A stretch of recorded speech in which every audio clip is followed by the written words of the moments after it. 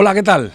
Habéis visto que hoy tenemos un plato diferente, no estamos en el nuestro, que se está muy cómodo, por cierto, y en días como hoy además está fresquito, pero como estamos en el rollo del verano nos hemos aventurado a salir a la calle, a menuda calle. Estamos en el Hotel Catalonia Donosti. Desde su azotea, desde su rooftop, pues puedes ver prácticamente todo San Sebastián. Borja Gabilondo, ¿cómo estás? Hola Martín, ¿qué tal? Hoy sufriendo, entre comillas, lo de sufriendo. Está el sol fuerte. Hoy tenemos luz de sobra, ¿eh? Sí, hoy no nos hace falta focos. ¿Qué te parece estar aquí haciendo Maravilloso, el programa hombre, fuera? las vistas son espectaculares, ¿eh? Hoy tenemos un plato muy especial. Bueno, muy especial, y hoy vamos a hablar además de patrimonio, porque es la huella de nuestra historia. El testimonio valioso de la cultura y de las civilizaciones que, por supuesto, han existido a lo largo de esta nuestra existencia, y que es bonito de vez en cuando echar una mirada hacia atrás.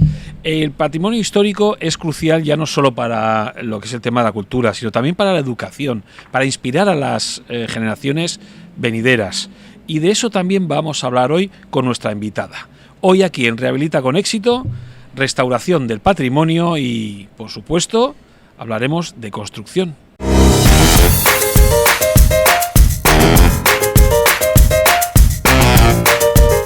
Verónica Quintanilla, ¿qué tal? ¿Cómo estás? Hola, buenas, bien, muchas gracias por la invitación. Bueno, Verónica es arquitecto, especializada sobre todo en patrimonio, ¿no? Sí, en restauración de patrimonio histórico. Has hecho grandes trabajos. Me ha tocado, he tenido la suerte de grandes proyectos, sí. ¿Por qué te decantas por el patrimonio? ¿Te gusta la historia? Pues sí, desde pequeña siempre me ha gustado la historia, el arte, las tradiciones.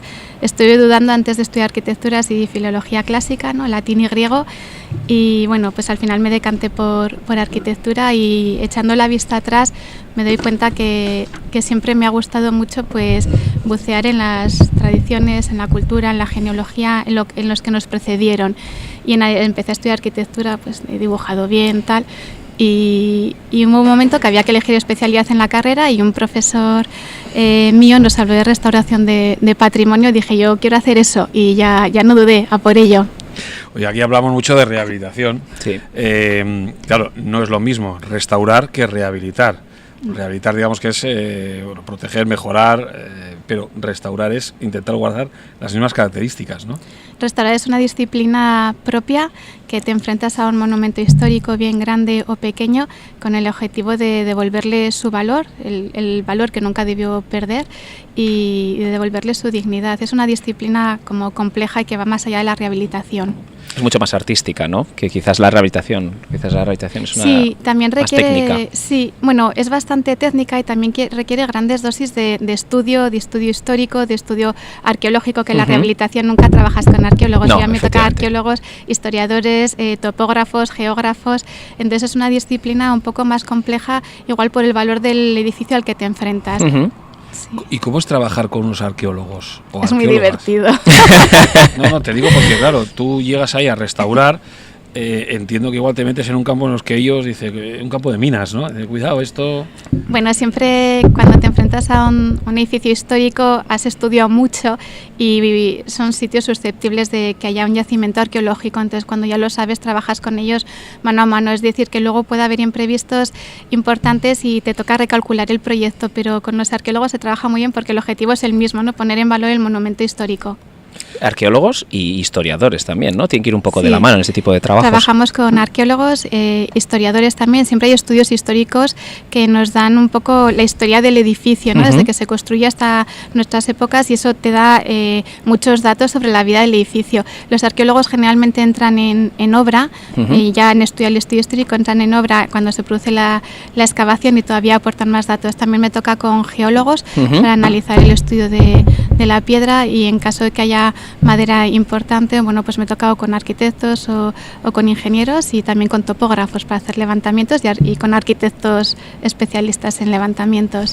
Tú fíjate que estamos ahora en una ciudad donde el edificio romántico prioriza mucho, por lo menos la parte del centro, ¿no?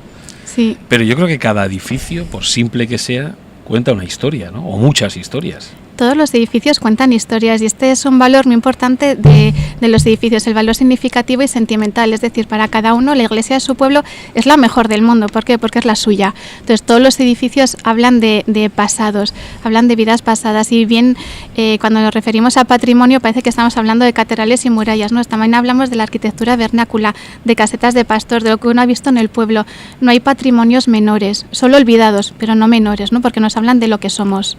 O sea que vemos que no solo son edificaciones grandes a lo que os habéis dedicado, sino que también en alguna ocasión os ha tocado edificaciones mucho más pequeñas, sí, porque pensamos que la restauración solo es para grandes edificios, iglesias y demás, castillos.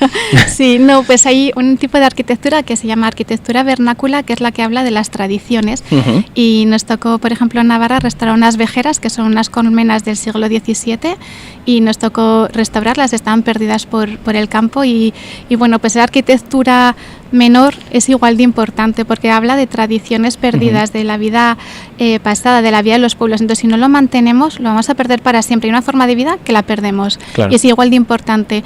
Hombre, es mucho más mediático una catedral, pero es igual de importante para las personas las cosas pequeñas que las grandes. Efectivamente. Vas a decir que estoy un poco tarao, pero tú imagínate el cubo de Moneo, que ahora es moderno, ¿no? Que nos saltamos en el tiempo y nos ponemos dentro de 400 años. Sí. Tendrías que restaurar el...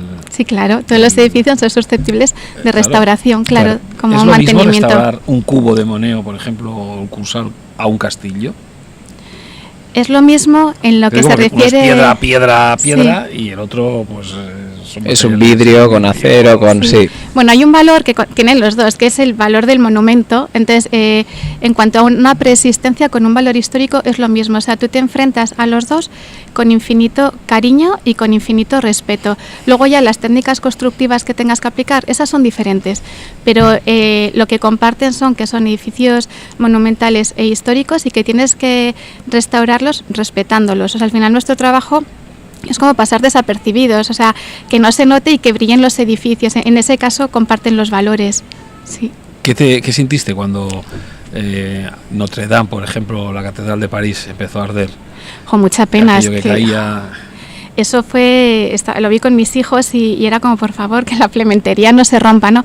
Pues mucha pena, no sabes muy bien qué ha fallado, porque para que haya un incendio de tal magnitud sin que nadie se entere, ha tenido que haber muchos fallos y luego mucha pena porque se pierden técnicas constructivas que no se van a recuperar, o sea, únicas, y la pena es que perdemos documentación histórica irrecuperable y que está construida. Entonces, no, por más que veas un dibujo, lo construido te cuenta otras cosas y mucha pena, la verdad. Bueno, pero también un poco de curiosidad por cómo se está llevando a cabo la restauración, ¿no? Pues va bien la restauración. ¿Te hubiera gustado trabajar en ello? Hombre, sí, claro. Claro que me hubiera gustado, sí, pero bueno, la restauración que están llevando a cabo es muy respetuosa con lo que había, entonces tranquilos todos. Porque hubo dudas también de qué hacer, porque hubo muchos proyectos. Había la idea de mantener con otra vez la estructura de madera, pero luego vimos imágenes, infografías con diseños totalmente diferentes. Piscina, ¿no? Sí. O sea, es muy fácil que surjan ideas innovadoras, pero el patrimonio no vive de la innovación. O sea, la normativa patrimonial dice que en caso de una pérdida drástica de un monumento se puede recuperar igual que como estaba, que generalmente te piden que haya diferenciación, que se marque, que se pueda leer lo que has hecho nuevo del antiguo. En el caso de pérdidas drásticas te permiten hacerlo igual.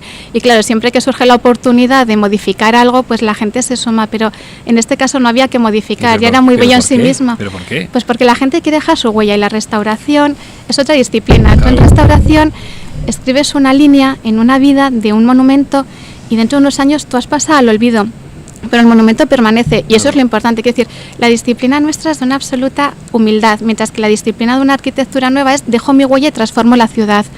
Lo importante en la restauración va a ser siempre el monumento. Pues nosotros solo agentes. Diseñó la piscina. Sí, había cubiertas ajardinadas, hubo varios proyectos, sí, cubiertas acristaladas.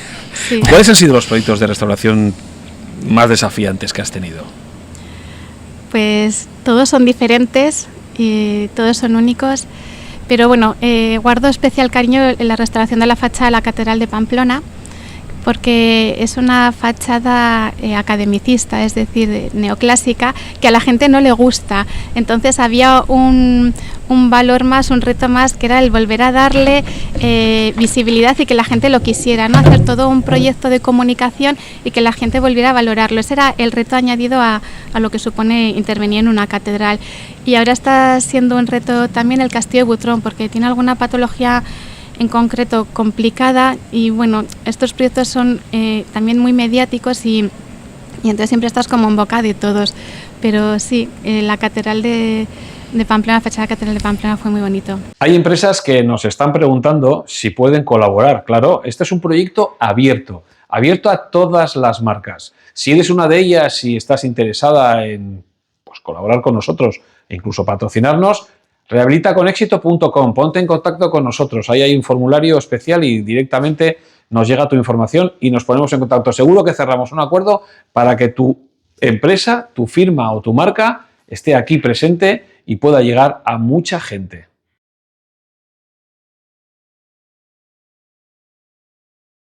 Claro, cuando hablamos de rehabilitación, efectivamente siempre hablamos de esa patología que tiene ese edificio, ¿no? En el caso de la restauración, estamos hablando concretamente, por ejemplo, del Castillo de Butrón, que nos queda cerquita de aquí de Donosti. Hablabas de patologías. ¿Qué patologías se te han presentado y cómo las habéis solucionado? Bueno, el Castillo de Butrón, la principal patología es la entrada de agua por todos los sitios, o sea, vertical, horizontal, por todos los sitios entra agua. Y luego los muros del Castillo de Butrón miden 4,5 metros, entonces están rellenos, todo es relleno, entonces el agua se entra y se queda ahí muy a gusto durante mucho tiempo y luego va saliendo por todos los sitios. Entonces el controlar el agua es un tema muy complicado. Esa es la principal dificultad del Castillo de Butrón, es esa. ¿Y qué solución le vais a dar? Porque claro, si queremos restaurar sin alterar demasiado, claro, hay que utilizar técnicas para evitar esas filtraciones. Bien. Pero claro, hay que respetar también el edificio original. Entonces, ¿cómo lo planteáis en este caso? Generalmente las intervenciones en restauración vuelves a las técnicas constructivas originales. Entonces, en este caso va a ser levantar todos los solados, ver qué es lo que está ocurriendo con los rellenos, rellenar con lechada de cal y luego colocar nuevamente el solado previa impermeabilización. O sea, se impermeabiliza entre el suelo y los rellenos para que el agua que se nos filtre salga siempre por los laterales.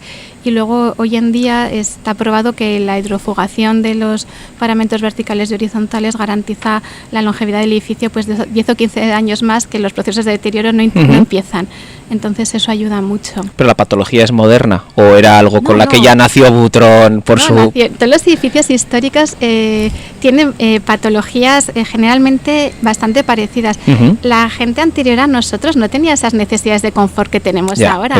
Vivían con humedades, con sales, con filtraciones porque necesitaban sobrevivir. O sea, estas necesidades que nosotros y les ponemos a edificios históricos son de nuestra época. Entonces a veces también hay que saber convivir con algunas patologías y no pasa nada. Claro. ¿Y cómo se lleva a cabo un proceso de restauración? Por etapas, ya se ha hablado que ya se nos comentado que tienes que estar en contacto con arqueólogos, pero ¿cómo se arranca en el momento que te dice, mira, tenemos este castillo, este palacio, este convento, que haces también conventos, este puente, y cómo se empieza a trabajar, cómo se lleva a cabo ese proyecto? ¿Cuáles serían las etapas? Pues las etapas, la primera es de conocimiento absoluto del monumento. Por un lado es conocerlo, ahí se hacen los estudios previos, que es el estudio histórico, el levantamiento de planos, el estudio de análisis de la piedra, de cómo se encuentra o de los otros materiales y luego todas esas personas, ese equipo multidisciplinar que tú montas para trabajar, que generalmente son los mismos, la comunicación entre ellos y al final el arquitecto que dirige es el que tiene el conocimiento global, pero apoyado en ellos. Es un trabajo en equipo y es súper necesario. Entonces hay una primera fase de estudios previos que es dilatada en el tiempo. Luego esto lleva a enfrentarse al monumento con cariño, con infinito cariño. Quiere decir, no podemos denostar lo que nos ha llegado, tenemos que quererlo. Lo queremos y lo conocemos un montón. Y entonces empiezas a redactar el proyecto. Y una vez ya redactado el proyecto, pues la obtención de licencias y la ejecución de la obra. Pero hay una fase muy importante de estudios previos multidisciplinares. Bueno, y además de eso, la tecnología, ¿no? Porque me imagino que hoy en día nos apoyaremos mucho en tecnología y en herramientas, además de profesionales, para poder llevar a cabo estas obras. Sí, por ejemplo, los drones han facilitado mucho el análisis de los edificios, las cubiertas, sitios en los que uno no puede acceder, puede grabar con un dron. Cubiertas que están teniendo filtraciones, no tienes que subirte, puedes subir con un dron, ver dónde está el problema desde arriba y sin arriesgarte. Sin arriesgarte, sí. O sea, y plantear soluciones. Sí, ¿Y escáneres, por ejemplo? Escáneres 3D, nube de puntos, claro, todo el tema del levantamiento planimétrico se ha mejorado una barbaridad, porque lanzas una nube de puntos, tienes el conocimiento infinito del edificio y luego tú vas haciendo cortes y dibujando, pero si en algún momento hay algo que te falta, vuelves a la nube de puntos y ves eso que está ocurriendo ahí. Entonces eso te da te da datos de los problemas que te vas a encontrar después y ahí se aprende muchísimo. Bueno, y el archivo, que lo hablábamos en otro podcast, no sé si lo recuerdas, Martín, el hecho de Notre Dame, que un videojuego lo había escaneado.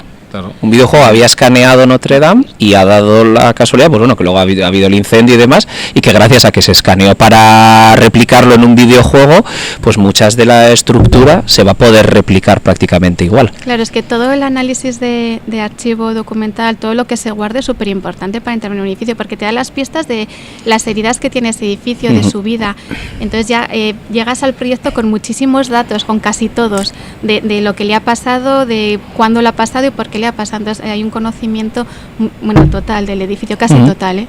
Oye, has hablado de agentes con los que tienes que trabajar, como los arqueólogos, etcétera, y hablabas de licitaciones. Las administraciones públicas, es fácil lidiar en una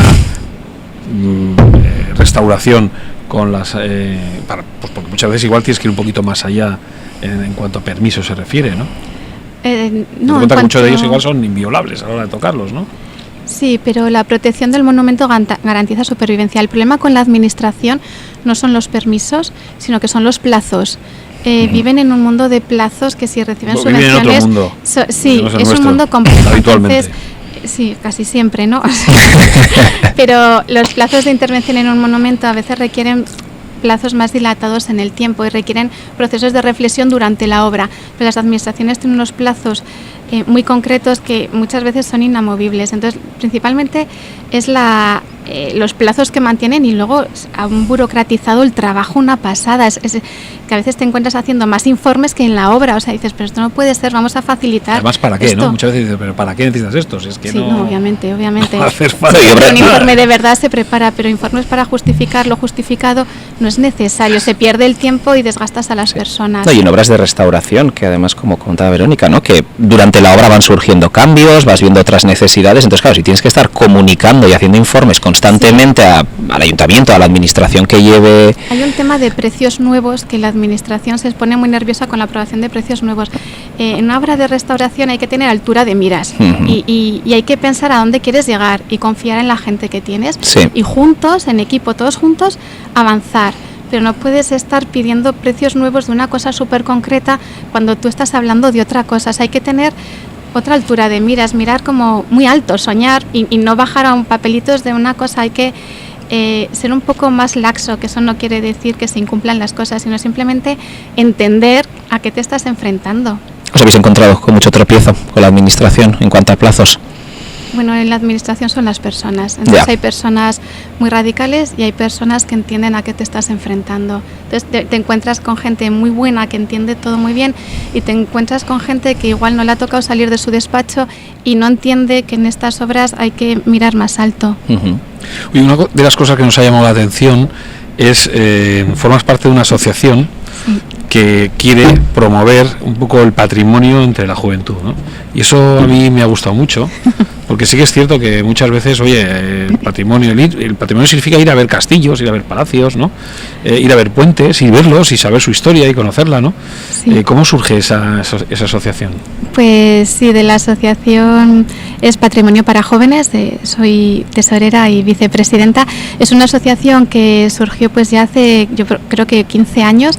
La presidenta Pilar Martínez detectó en sus hijos y en el entorno esa necesidad, bueno, sus hijos están formados, ¿no? Pero esa necesidad de conocer el patrimonio y creó la asociación y tuve la suerte de que me pidiera ayuda para montarla. Entonces, es una asociación que tenemos didáctica propia para hacer llegar a los jóvenes el arte, la historia, la cultura y el patrimonio. Entonces, no es dar charlas, es simplemente llevarles a ver cosas interesantes de manera diferente. Por ejemplo, en Navidades pues hacemos un concurso de dibujo con críos pequeños de un retablo y en el que aparezcan los Reyes Magos, y esa es la postal de Navidad que mandamos. O hicimos un rap de la despoblación. ¿Un rap? Sí, en un pueblo, bueno, pues con los abuelos del pueblo montamos un rap de la despoblación. Ahora estamos haciendo un documental sobre la vida en los monasterios y la reutilización de espacios monásticos, porque hay mucha gente de menor de 18 años que no tiene ni idea de qué es un monasterio. Entonces, intentar contarlo. Bueno, son todas actividades vinculadas con el arte para enseñar a los jóvenes a querer. Lo que no quieres no lo vas a defender nunca, entonces al menos que tengan un poco de sensibilidad artística para, aunque no sepan el valor, puedan pedir ayuda y lo reconozcan.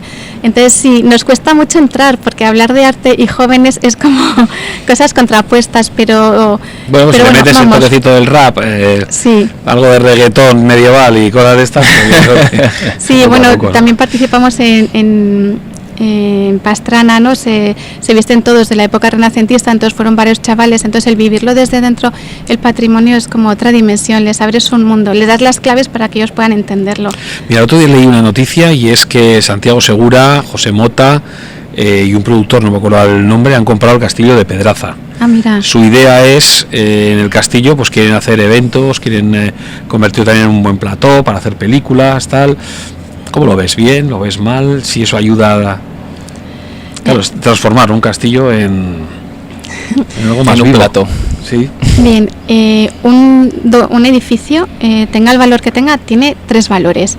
Uno es el valor documental, es decir, es un documento construido y nos aporta datos. Igual que un documento escrito nos da datos, un edificio nos da muchos datos de técnicas constructivas, de vida, de avatares.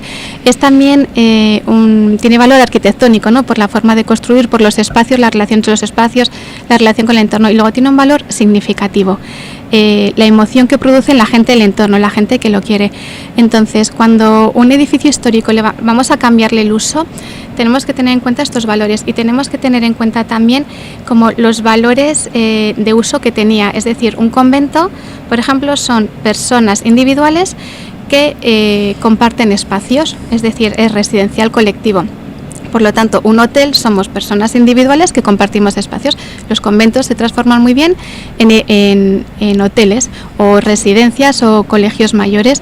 Eso es muy fácil. Cuando vamos es el caso, por ejemplo, en el que estamos hoy, ¿no? Ahora, en un convento, antiguamente. Es una forma de dar vida al patrimonio. Y luego, cuando queremos darle un uso que no tiene nada que ver con lo que tenemos, lo que vamos a intervenir, pues tienes que ver, algo tienes que perder, algo tienes que transformar. Entonces, de los valores que he dicho, no puedes perderlos, puedes perder algunas cosas, pero esos otros valores no puedes atentar contra el valor documental, ni arquitectónico, ni sentimental o afectivo. Esto es bastante importante y no se tiene en cuenta. Entonces, como algo tienes que perder, que pierdas lo menos posible. Ya. Entonces, es ahí donde uno tiene que ser respetuoso. Y si no sabes ser respetuoso, tú mantén la ruina, mantén el edificio y móntate tu peli dentro, pero mantén el edificio. Ya vendrán otros después que se encontrarán en el edificio histórico, y lo tuyo que sea exento a lo que tienes y montas ahí lo que quieras. Pero es cierto que un patrimonio sin uso no sirve para nada. Muchos nos estáis preguntando cómo poderse poner en contacto con nosotros para, bueno, hacernos llegar información vuestra. Es muy sencillo, rehabilitaconexito.com. Esa es la página web donde puedes tener todo el contacto con nosotros. Si tienes algo que contar, algo que presentar, algo que comentarnos, hazlo a través de la página rehabilitaconexito.com. Nosotros nos pondremos en contacto contigo y aquí podrás ser también otro día, pues como hoy, un protagonista. Te esperamos. Oye, hablábamos de la asociación para promover un poquito el patrimonio de los jóvenes, pero también formas parte de otras asociaciones como ICOMOS e ICOFORT. Son asociaciones que igual a nosotros no nos llaman mucho la atención porque no estamos habituados a ellas, pero son asociaciones también que, una con las fortalezas militares, creo que es la de ICOFORT, que son también muy relacionadas con el patrimonio y por supuesto con la restauración. Claro, ¿no? Son asociaciones internacionales asesoras de la UNESCO en materia de patrimonio. O sea, importante, aunque no sean muy conocidas. No son conocidas igual entre el mundo profano, en el mundo técnico son súper importantes. Entonces, ICOMOS, pues es la que valora las candidaturas de la UNESCO, la que detecta los problemas que está teniendo, por ejemplo, el patrimonio mundial en cuanto a todo el problema de turismo, ¿no? Que de repente las ciudades pasan a ser parques temáticos. Entonces, luego están investigando pues la sostenibilidad y el patrimonio. Luego, ICOFOR es la parte de ICOMOS que se dedica a fortificaciones, a todo el patrimonio fortificado, murallas, y es la que vela pues por su castillo mantenimiento. enfrente. Sí. Ejemplo, ¿no? Bueno, es que San Sebastián fue una ciudad fortificada súper importante, que nos hemos olvidado, pero era un istmo, era muy importante y claro, luego se construyó como esta ciudad termal al modo francés, pero el patrimonio fortificado de San Sebastián es admirable. Sí, de hecho la brecha es porque por ahí entraron los queda poco la muralla, lo que queda bajo el parking. Claro. Sí, habría que volver a contar la historia del patrimonio fortificado de San Sebastián y esa ciudad fortificada. Lo bueno que tiene San Sebastián es que una vez al año conmemoramos aquel incendio que hubo. Sí. Y se cuenta un poco toda la historia. De hecho, hay historiadores que lo cuentan muy bien minuto a minuto de lo que aquello pasó, ¿no? Sí, es verdad. Y eso también es importante. La narración con la historia, lo que iba pasando durante ese día. ¿Cómo contribuyen las organizaciones como estas de las que estamos hablando a preservar el patrimonio? Bueno, pues detectan los problemas que tiene el patrimonio y ayudan a que se establezcan leyes que protejan el patrimonio. Establecen cartas internacionales en los que ponen de acuerdo pues unas normas de intervenir en el patrimonio. Eso hay un consenso general en cuanto a intervenir en el patrimonio y luego en cuanto detectan una mala práctica pues la denuncian. ¿Qué es lo que más te gustaría rehabilitar a día de hoy? Imagínate que te diga, bueno, dinos qué es lo que quieres rehabilitar. Notre Dame le hubiese gustado, eso sí. Notre Dame aquí no, pero ya está. Quitando Notre Dame, en España, por ejemplo. Porque España es rica en Italia, pero... Bueno, vete primero a Italia internacionalmente y luego España. Venga, internacionalmente, ¿qué te gustaría? Yo soy más medievalista que de otras épocas, la verdad. Pero intervenir en el Vaticano hubiese estado muy bien, sí. ¿Y qué intervendría del Vaticano? La verdad es que está casi todo intervenido, ¿no? Sí, casi todo intervenido. Va, cualquier parte. Vale, te da igual. El Vaticano me parece, bueno, cualquier palacio de estas villas italianas, eso tiene que ser apasionante, porque no solo es el edificio, están los jardines, ¿no? La restauración de jardines, que poco se habla de ella, ¿no? La restauración de jardines históricos, sí.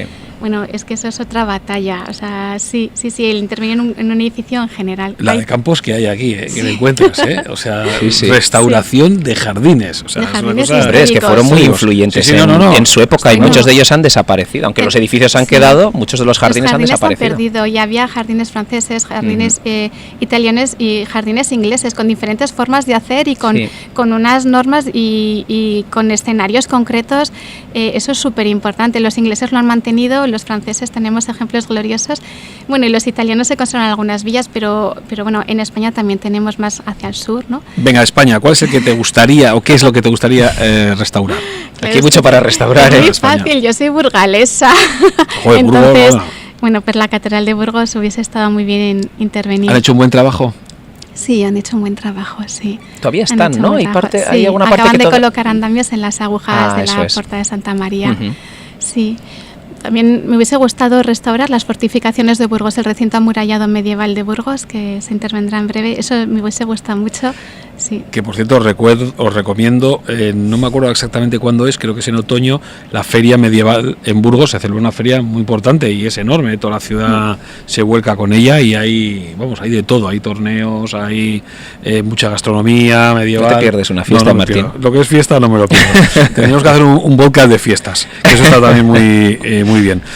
¿Qué legado te gustaría dejar en este mundo como arquitecta, en este mundo de la restauración? Pues el respeto absoluto al monumento. Creo que a veces los arquitectos, cuando se enfrentan a un monumento, pues no saben enfrentarse a las preexistencias porque las consideran menores. Cuando te enfrentas a un monumento, tienes que quererle mucho al monumento, escucharle mucho, y luego me gustaría dejar el legado como de la humildad, ¿no? De uno pasa, arregla el edificio y el edificio sigue. El edificio estuvo antes y estará después. Tú simplemente le arreglas los problemas que te tocan en tu momento y le das vida. Ese legado de que las preexistencias, los que nos precedieron, son importantes. Y la humildad en lo que se refiere a intervención en un monumento histórico, y también el valor de la escucha de un monumento. Esto puede sonar friki, pero quiero decir, a un monumento hay que escucharlo, hay que pasear mucho rato viendo los problemas que tiene, analizándolos con mirada crítica, y después de mucho pasear y mucho escuchar, uno puede enfrentarse, ¿no? Recuperar el valor de la escucha y del silencio en una intervención arquitectónica. Y cuando, una pregunta, ¿Cuándo empezamos a darle importancia el ser humano a la restauración? Porque claro, el ser humano ha sido destructor. ¿Sabes cuándo? De otras civilizaciones. Cuando sale en el cine. ¿Cuándo empieza el ser humano a darse cuenta de que Esta pregunta es muy interesante. Mira, los monumentos que nos han llegado a nuestra época, sobre todo los monumentos más antiguos, nos han llegado porque han sido reutilizados. Nunca han dado importancia a los monumentos, sí al sitio. Se da importancia al sitio donde estaba un monumento, pero no a los monumentos. Entonces, los monumentos transformados son los que nos han llegado a nosotros. La restauración como tal, como mantener el monumento, podríamos hablar que es en el siglo XIX, pues con todos los principios de Viollet-le-Duc, Ruskin. En ese momento es cuando se empieza a dar importancia al monumento y luego ya va creciendo, aunque son diferentes disciplinas. Unos deciden reconstruir y otros deciden mantener el espíritu de ruina, que es una tradición más inglesa. Pues a partir del 19, porque hasta este momento si estaba mal lo tiraban. Sí, éramos auténticos destructores. Sí, o sea, y si podías utilizar los materiales para hacerte otro, lo desmontabas. Y cuando no hay dinero, cuando no había dinero es lo que nos llega a nosotros. No podemos tirarlo, entonces nos vamos a apañar con lo que tenemos y lo transformamos. Entonces esos edificios transformados en épocas de austeridad son los que nos han llegado. Vale, la restauración, pues la mitad del siglo XIX y el siglo XX. Sí. ¿Qué dirías a los jóvenes arquitectos que desean igual especializarse en la restauración? Pues que es apasionante, que siempre hay problemas, eso sí. Que siempre hay imprevistos. Hay muchos imprevistos previsibles, eso es cierto, hay muchos, pero hay otros que son imprevisibles y los que dan emoción. Y luego que siempre trabajas con cosas bonitas, siempre, y también trabajas con tradiciones y únicas, porque cada uno es único. Te guste o no, porque igual una cosa te puede gustar o no, pero única desde luego es, ¿no? Sí, siempre... Sí, o sea, siempre trabajas con cosas únicas, bonitas, trabajas con tradiciones, participas en un edificio que va a vivir mucho más que igual algunas de las viviendas que se están construyendo. O sea, formas parte de la historia y a mí eso me sigue sobrecogiendo después del tiempo que llevo trabajando. O sea, que de repente escribes ahí un renglón en la historia de un edificio que va a seguir estando siglos, es una pasada, ¿no? Y cuando termináis una obra, porque claro, a veces estaréis años en una misma obra, en una misma restauración, ¿no te queda esa cosa? Sí, porque a nosotros incluso con obras más cortitas de 6 meses, cuando ya se entabla además relación con gente, con los gremios, con tal, y de repente se acaba y dices, bueno, pues ya se acaba. Pues me imagino que en vuestro caso mucho más, ¿no? Porque son mucho más tiempo, son obras mucho más largas. Da mucha pena, es como un hijo, ¿no? Que tienes que dejarle volar, pero no quieres, pero te tienes que despedir, pero no quieres despedirte del todo. Sí, da mucha pena, pero ya está. Llega un momento en que dices, hasta aquí lleno y ya está, ya le dejo volar solo y ya está, pero mucha pena, sí. Oye, habrá que darle mucha difusión a esto de la restauración, del patrimonio restaurado. Creo que es importante, ¿no? Creo que es importante conocer la figura del arquitecto restaurador de patrimonio y que somos una disciplina muy diferente del resto, con una formación muy diferente y con una forma de intervenir muy diferente. Las preexistencias en nuestro caso son importantes y valiosas. En otro caso se hace tabula rasa y da igual lo que haya. En nuestro caso todas son importantes y valiosas. Y es una disciplina como de hacer mucho trabajo en equipo, de valorar mucho a los compañeros, a otros técnicos y poner en valor la figura del arquitecto restaurador, que muchas veces no se entiende. A mí me dicen, pero ¿tú a qué te dedicas? Digo, pero si he estudiado contigo, ¿no? O sea, poner en valor esta disciplina tan específica, que somos humanistas. O sea, que nos movemos en el arte, en la historia y a la vez en conocimientos técnicos muy complejos. Si eres de esos o esas que te interesas por la construcción, la rehabilitación o la sostenibilidad, la industrialización, todos esos temas y muchos más los tienes en rehabilitaconexito.com. En nuestra página web, además, tenemos la posibilidad de que recibas toda la información y seas el primero o la primera en hacerlo. ¿Qué es lo que tienes que hacer? Muy sencillo, entrar en nuestra web y en un formulario poner tu nombre y tu correo electrónico y automáticamente recibirás toda la información que aquí generamos, entrevistas, reportajes, noticias, directamente a tu dispositivo móvil, tu ordenador o tu tablet. Así de sencillo, rehabilitaconexito.com. Cuéntanos alguna anécdota, porque habrás tenido muchas anécdotas en esto de la restauración, pues o en un castillo, en un convento, ahora que los conventos se han puesto de moda con las monjas rebeldes, por ejemplo, ¿no? Ya, pobres las de Colorado. Pobrecillas, sí, conozco bien ese convento, sí, pobres. Pues anécdotas, pues ahora en el Valle de Arce nos han salido unos romanos, por ejemplo, unos restos romanos que ahí están viendo si es la calzada, si es una plaza romana. Pues el trabajar con los arqueólogos hemos encontrado los clavos de las sandalias que puede ser. Luego que me impresiona mucho cada vez que veo el primer edificio grande en el que intervine, digo, todavía sigue en pie. O sea. No debe ir mal, ¿no? No, va bien, hubo un ataque de termita.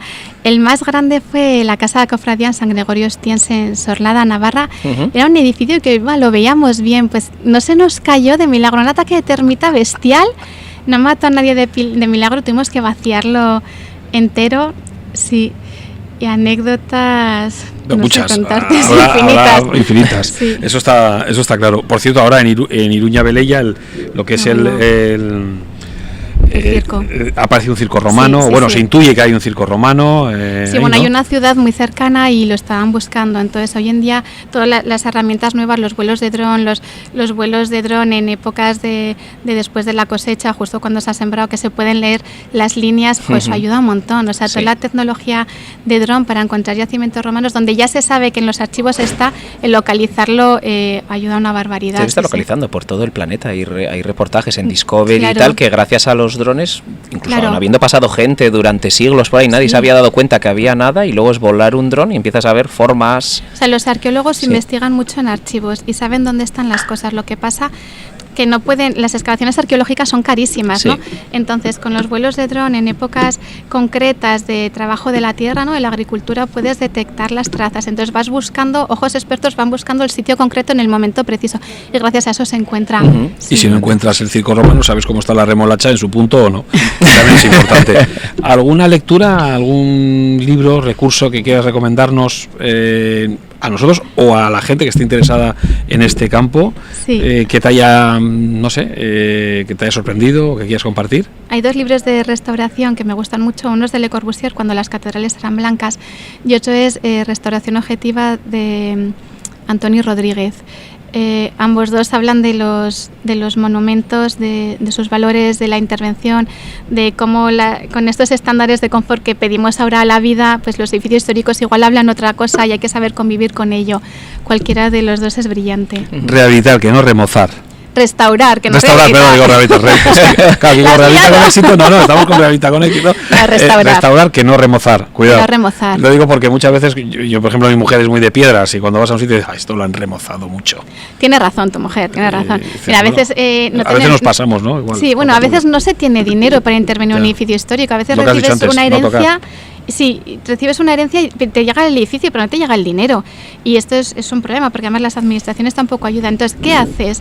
Pues remozas, le das unas medidas, un poco de aire para que dure 20 o 30 años, y ya vendrán otros con dinero que ya intervengan. Y entonces remozas un poco, apañas un poco, pero sí. O al revés, o nos pasamos de reforma.